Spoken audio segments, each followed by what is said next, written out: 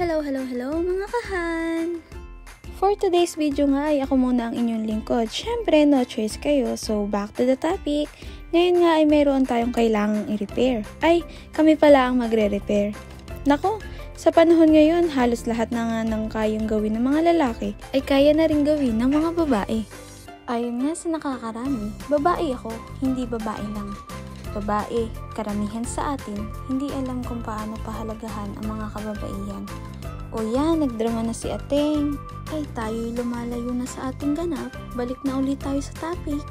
Ngayon nga po ay kasalukuyang inaayos ang ating tools para po may magamit ang ating mga workers sa kanilang mga work. Syempre, para sila ay makapag-work ng ayos at di nyo na itatanong ang mga grinder pong iyan ay ginagamit sa mga bato.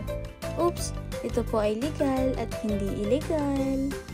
So, ayun lang mga kahan.